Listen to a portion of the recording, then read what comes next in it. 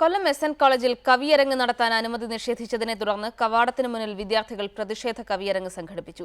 രാഷ്ട്രീയ കേരളത്തിന് നിരവധി നേതാക്കളെ സംഭാവന ചെയ്ത ക്യാമ്പസിലാണ് രാഷ്ട്രീയത്തിനും കവിതയ്ക്കും നിരോധനം ഏർപ്പെടുത്തിയിരിക്കുന്നതെന്ന വിമർശനവും ഉയർന്നിട്ടുണ്ട്.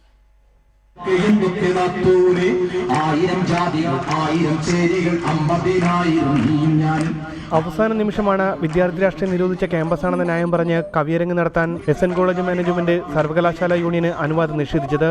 ഇതേ തുടർന്നാണ് വിദ്യാർത്ഥികളും സംഘാടകരും കോളേജ് കവാടത്തിന് മുന്നിൽ പ്രതിഷേധവുമായി ഒത്തുകൂടിയത്. കവി മുരുകൻ കാട്ടാക്കട പ്രതിഷേധ കവിയരങ്ങ് ഉദ്ഘാടനം ചെയ്തു.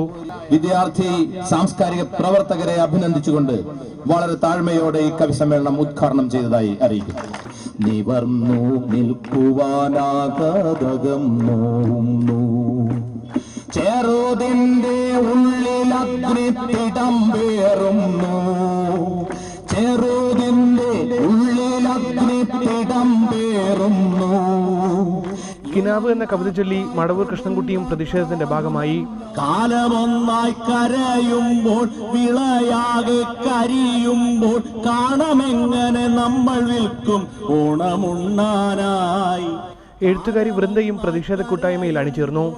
നഷ്ടപ്പെട്ട കൊടുംവനങ്ങളുടെ ഭൂപടങ്ങൾ കടന്ന് വറ്റിത്തീർന്ന നദിയുടെ ഹൃദയരേഖകൾ കണ്ടെടുത്ത് ഹിമശൈലങ്ങളെ തകർത്തെറിഞ്ഞ് കടലുഷ്ണങ്ങളെ ചിറകടികൾ കൊണ്ട് തണുപ്പിച്ച് നിന്നിലേക്ക് നിനക്കറിയാത്ത വഴികളിലൂടെ ഞാൻ തീർച്ചയായും വരും.